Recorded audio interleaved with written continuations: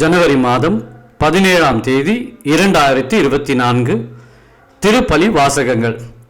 இன்றைய திருப்பலி வாசகத்தின் பதிலுரை பாடல் பல்லவியாக என் பாறையாகிய ஆண்டவர் போற்றி போற்றி. திருப்பாடல் அதிகாரம் 144, இறைவசனம் 1. பொதுக்காலம் 2ஆம் வாரம், புதன்கிழமை.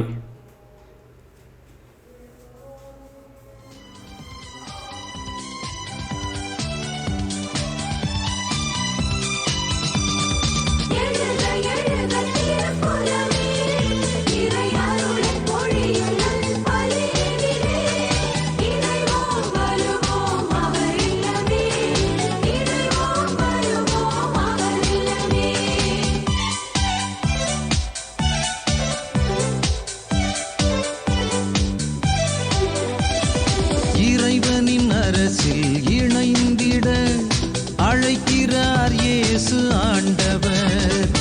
இறைவனின் அரசில் இணைந்திட அழைக்கிறார் இயேசு ஆண்டவர். இனிமை பொங்கும் இந்த நாளினிலே இறைப்பதம் தன்னிலே சங்கமிப்போம். இனிமை பொங்கும் இந்த நாளினிலே இறைப்பதம் தன்னிலே சங்கமிப்போம்.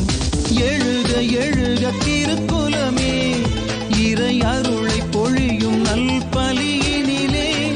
எழுக எழுக திருக்குலமே, இறை அருளை பொழியும் நல் பலியினிலே. இணைவோம் வருவோம் அவரில்லமே, இணைவோம் வருவோம் அவரில்லமே, இணைவோம் வருவோம் அவரில்லமே, இணைவோம் வருவோம் அவரில்லமே.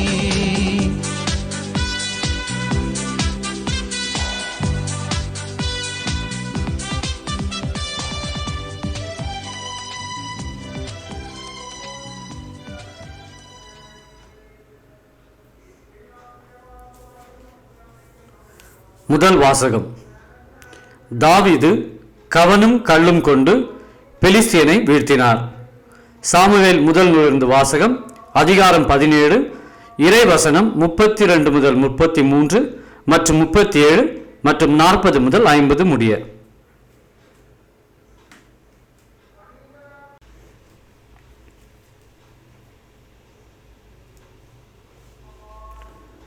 அந்நாள்களில் தாவீது சவுலை நோக்கி, இவன் பொருட்டு யாருடைய ஏதமும் கலங்க வேண்டியதில்லை.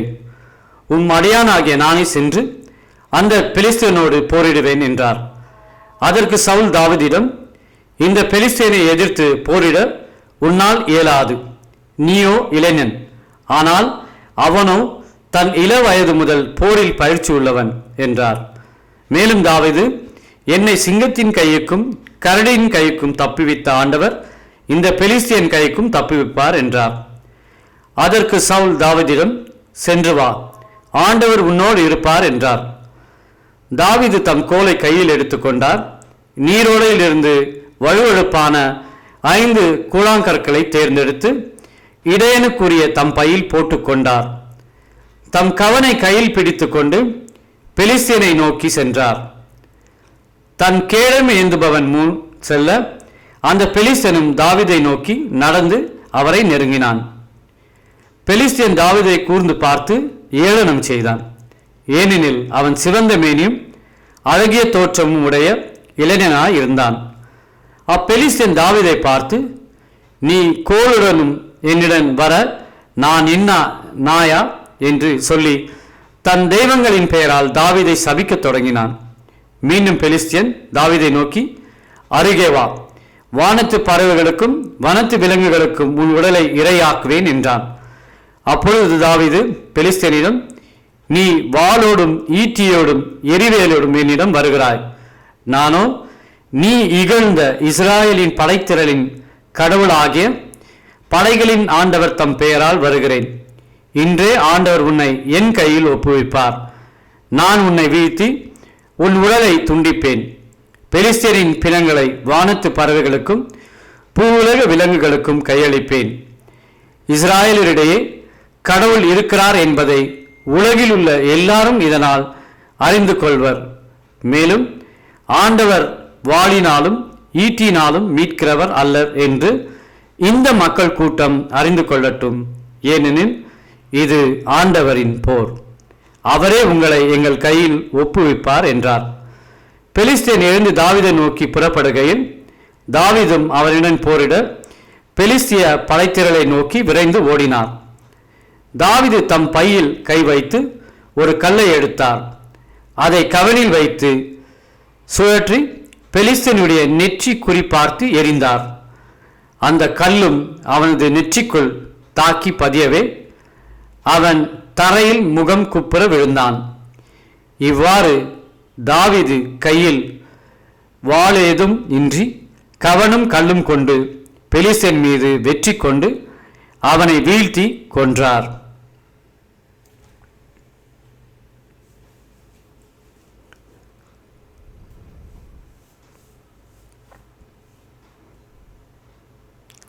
ஆண்டவரின் அருள்வாக்கு. இறைவனுக்கு நன்றி.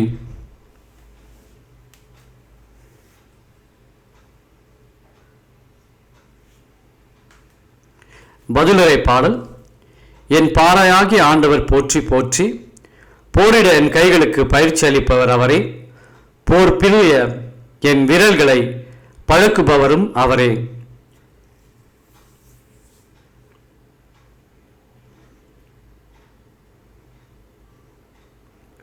பல்லவி. என் பாறையாகி ஆண்டவர் போற்றி போற்றி, என் கற்பாரையும் கோட்டையும் அவரே, எனக்கு பாதுகாப்பாளரும் மீட்பரும் அவரே, என் கேடையும் புகலிடமும் அவரே, மக்களினத்தாரை எனக்கு கீழ்ப்படுத்துபவர் அவரே.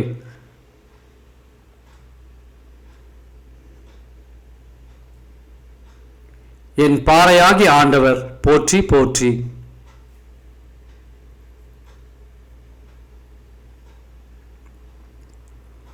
இறைவா, நான் உமக்கு புதியதொரு பாடல் பாடுவேன்.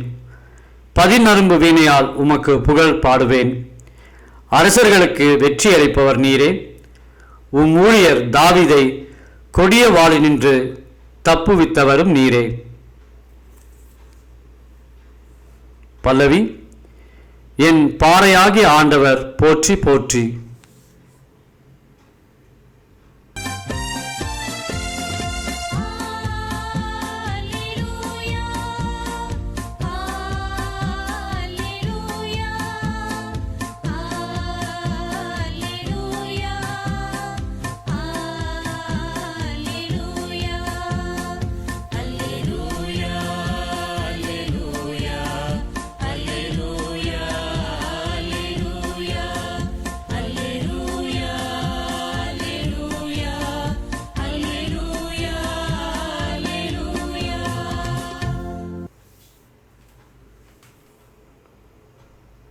இயேசு விண்ணரசு பற்றிய நற்செய்தியை பறைசாற்றினார்.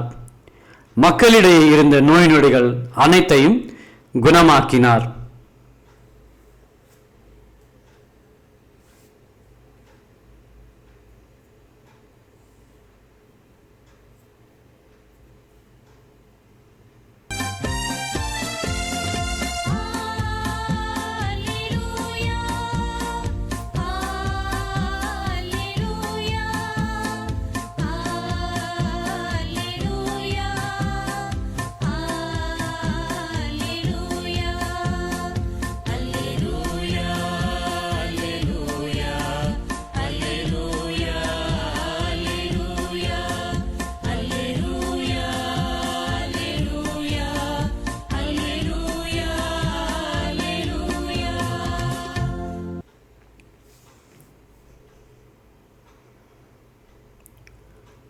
நற்செய்தி வாசகம்.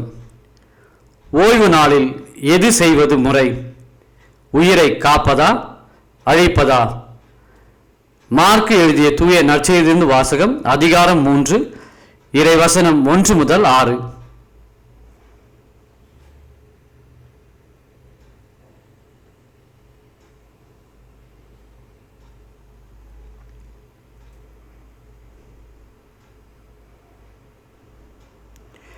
இயேசு மீண்டும் தொழுகை கூடத்திற்குள் சென்றார்.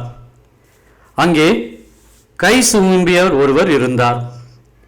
சிலர் இயேசு மீது குற்றம் சுமத்தும் நோக்குடன் ஓய்வு நாளில் அவர் அவரை குணப்படுத்துவாரா என்று கூர்ந்து கவனித்துக் கொண்டே இருந்தனர்.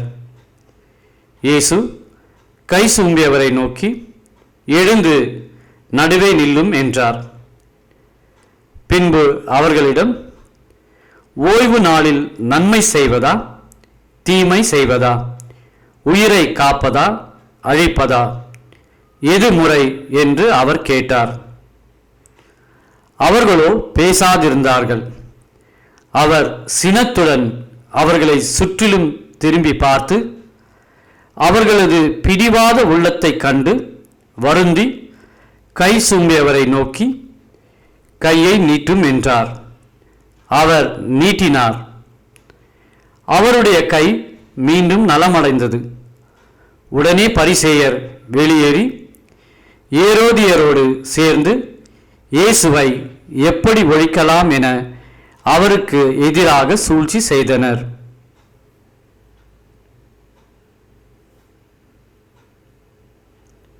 ஆண்டவரின் அருள்வாக்கு. கிறிஸ்துவே உமக்கு புகழ்.